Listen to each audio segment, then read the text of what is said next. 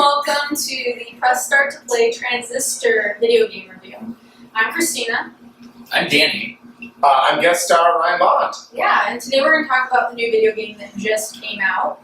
I believe you guys both played it on Steam, correct? Yeah, that is correct. Yeah, and I played on PS4. So, what do you think of it? So Supergiant Games that also came out with Bastion, which I think for me was a great game. I even showed it yesterday to a coworker. You could play it in your browser on Chrome. Like, the game has gone so far. It came out in Xbox summer, like the summer that everyone remembers when it came out. It was Bastion and Limbo and Braid. Like, it came out at that point where that summer was amazing. So Supergiant has been kind of quiet and dark for a while, and jumping into this game, you feel like you're playing another version of Bastion. Yeah. And that was great to kind of get back into that. It also takes a while to deprogram yourself from what you think it's going to be. Yeah. You know, you think it's going to be Bastion and play in this way, and it took me about, like, I finished the game in about 8 hours when I looked at the kind of final timestamp. And it took me about 4 or 5 hours till I finally deprogrammed the way I was playing, and it's kind of an interesting metaphor since the game is all about programming, to get into the fact that this is how the game works. And it's a very unique gameplay mechanism that takes a lot of kind of JRPG elements of learning how things impact this. Is it in a sequence of order and all of that? So it was very different than Bastion, which was very twitch, very fast moving. But from that kind of isometric point of view, the soundtrack, all of that, I had a great time for 8 hours, just kind of playing around in it. Yeah. Beautiful soundtrack. It was amazing. Actually, one of the interesting things was I had that exact same experience, like deprogramming from Bastion, because it was so, especially with like the narration, like it's the same style of narration. You still get the really interesting narrating from a mystical character that you're not really sure at first what's going on. But it's completely different narration from Bastion. Like, you think it's the same at first, and you're like, okay, cool, I like this. I'm doing this right. This is what I'm used to. Cool. And then it like flips it up on you, and it's a completely different storyline. And that's what I really liked about it, how it developed the storyline throughout the game through the narration. And that's where I struggled. I struggled with the point that it was so similar. Yeah. Isometric, moving through, another narrator. I thought maybe divorce yourself from the narrator. Because the narrator before, which I called the Sam Elliott character, was so prominent to that storytelling that I eventually had to say, to kind of make myself feel like, was this the same universe? Yeah. And for those who played Bastion, it leaves, like, it is a world, in a post-apocalyptic world. Yeah. The way Transistor is, I still don't understand the story. It leaves me with a lot of... It's not ruined for me. It doesn't even matter. It's even at the end you don't understand. Throughout the game you don't understand. My one criticism they don't really give you any kind of... Well, they do. So my biggest criticism... What's the point? The mechanics. Yeah. And that's really what it is. I mean, the game is based upon mechanics. Yeah. It felt like it was something... the mechanics are awesome. And for those who haven't had a chance yet, it has a very unique stacking mechanism where you've got, as you unlock through the game, you have 4 passive traits. You can kind of guard your character, get health ups, power ups, and then you've got 4 slots. Figure that all out. And then that's exactly the point. You've got 4 slots of weaponizing that you can do. Each weapon can be plussed up with other plus ups up to 2 times. Yeah. But it is a stack order that's very different. So, for instance, if you use, I think Breach is one of the main ones, which is like a sword attack. So there's Breach, and now if you plus that up with the Heart Power, which again, there's so many of these powers, there's about 12, I think, by the time you're done. So you take the Sword Power plus the Heart Power, means that if you hit someone with your sword, that for 5 seconds they will instantly fall in love with you and not attack you. Yeah. If you stack the Heart Power as a passive power, it means that anyone who attacks you will turn into your ally for 2 seconds. And everything is different, and it's really fun trying to because I was swapping them out at every checkpoint that I was getting to. Yeah. And it's really cool to try to figure out what are because everyone has their own play style, and it's really cool to make your own based off of those abilities. When you've got that opportunity to play full twitch play, which you can try to do, and other times you're going to do the pause play. So as you're running around the field, you can hit spacebar, and you get this kind of bullet time capability. It that freezes. Well, I didn't have space bar, but yeah. I mean, I still. you hit your bullet time button, Yeah. whatever is your equivalent bullet time That button. was probably my favorite part, like where you plan your attack. Yeah. Right, so I often use the sword attack with the backstab modifier. So often would move behind someone, do extra damage, then you do a slice through them, and then I would jump back away. Yeah. That was a technique in earlier levels. And a lot of it is based on how do you want to play. Do you want to play long range, short range? Do you want to play quick move around the field without the kind of bullet time? Is bullet time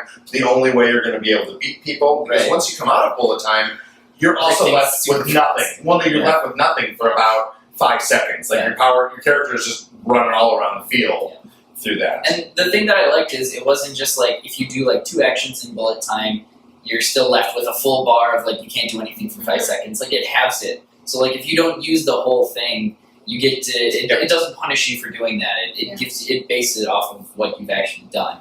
But the thing that I thought was really cool about the game was that it was a very brutal game. It was hard. It was hard for me at least. I don't know. I thought it was hard when you found that little beach island area with the training and the practice. Yeah, that's the back that's door. where I was like, what is this?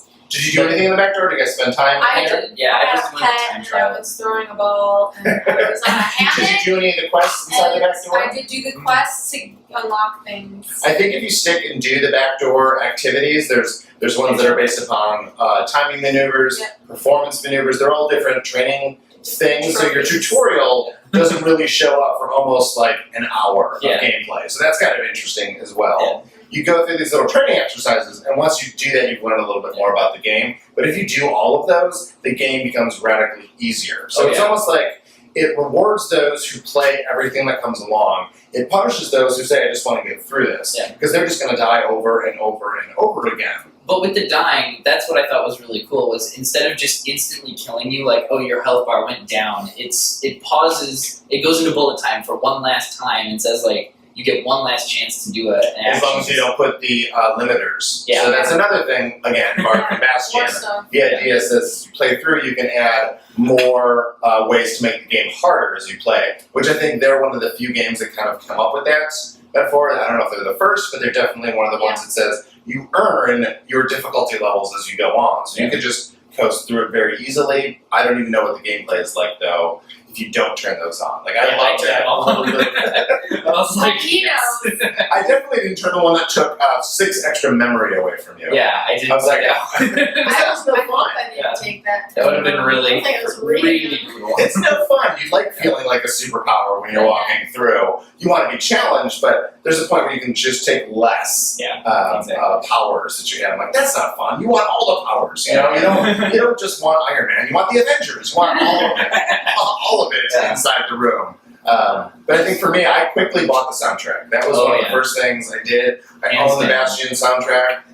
It's great, kind of light, trance, ethereal music that just is great for writing or just zoning out to something. And I liked how they incorporated it into the storyline of the game. Like, it wasn't just like, oh, this is music in the background. The main character is a singer, and when you're going through the game, like getting flashbacks, like her powers and humming and everything, you can have it throughout the whole game. I feel like from what I had seen that possibly like she was part of a nightclub and something went down in the nightclub and there were some people that were involved and she's killing them slowly because right now they're not real people anymore. So I would say the story they want to tell and the mechanism with which the game is played are at such contrast that the mechanism is so great and totally targeted towards someone who wants to maximize their gameplay and find just it's the Magic the Gathering, that level of like, I want to make my deck the right way, I'm going to build it, I'm going to like make the right party do it exactly perfect, you know, and because you get checkpoints where you can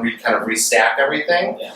The story, though, is where it falls down. I feel it feels like it builds this world that has so much more to it, and you want to know more, and they never give it to you. Well, and it never left me with that level of hope, or that I got what was going on. And if I didn't, I feel like if I actually said, I didn't get it, it's like, oh, you didn't get it? Like, it was right there. Yeah. So it walks that line between going, like, maybe it is there, and I just totally missed it. I Well, feel like I need to Google it. did you guys? It sounds like there's Yeah, someone yeah. that probably made a book on it already. Well, when you were going through the game and like getting the abilities, you could go into the ability menu and read the backstories of where these abilities came from, and each Yeah, I saw that. each ability is a person, and as you go through the game, it reveals more and more of their stories and where these people came from and how they Doesn't affected really- you. yeah. Did you read any of that stuff? I scanned it in the first 1 or 2 people that I picked up. Again, it's kind of that Skyrim-y problem Yeah. where, if you want to understand and attach yourself to the world more, we're not going to do it for you. You got to do it for yourself. And that was my biggest complaint with the game, because I was like,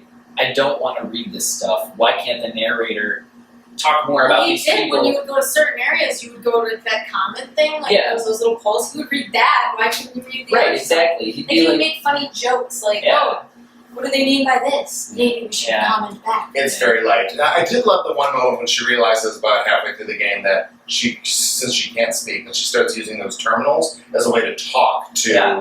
the transistor sword. Oh, And at she that would point, type to it. she would type, delete it, type, that's delete good to it. know I'm not there yet. Yeah. Yay, spoiler for myself. That was good. So I would say probably kind of pulling this all together. $20 felt like a high price tag Yep. to pay I for thought it this. would have been like maybe 10. And I rarely automatically get stuff pretty easy. Even 15 felt high. Yeah. I for haven't bought this. a game. I'm not going to replay it. I got what I got out of it. I made a desktop background out of it. I got emotionally attached to it. There's some good moments Oh, yeah. to it, but I thought it was $20, yeah, I thought it was I too agree high. with you completely. Like, I really was like, I don't want to spend that money. And I'm like, but it's supposed to be so good. And Bastion, like, that was my reaction. What would you say was better, Bastion or Transistor? Bastion. Bastion. The soundtrack, though, I like better from Transistor. So I do not think it was worth the $20 price point. I generally don't buy games right when they come out. Sometimes I like to see the deals or to see the pulse, let the kind of community play with it a little bit. Yeah. My time's a little precious, so I want to let other people who've got more time than I do out there. I think somewhere in the $10 price range Yeah. feels better, I agree. especially for the 8-hour ask. Yeah. And 8 hours, like, maybe I'm good, maybe I'm not. I don't know where you clocked in. Well, I think it's funny that most $60 games nowadays are 8 hours sometimes. Oh, yeah, I agree with you on that. But I mean, I thought it was worth 15 at least. I'm thinking 10. Like, yeah, I don't know. I don't think it was $20. I didn't really want to spend the money, but I like Bastion, so that's why I bought it. Cool. Yeah, Bastion or Transistor better. Bastion. I like Bastion. Bastion also left me, granted, now I'm not going to say spoilers, but Bastion left me with a much more unique perspective at the end. The end sequence of Bastion kind of makes me think a little bit differently. Yeah. This one doesn't. This one makes me think hard about the game, but it doesn't make me think hard about anything in the world outside of it. Yeah. To that point. Cool. So, great. All right, so that is what we think of Transistor, and we think you should buy it, but I don't know, maybe wait for a price drop, or if you really want to go with it, buy it for $20. Thank you for watching.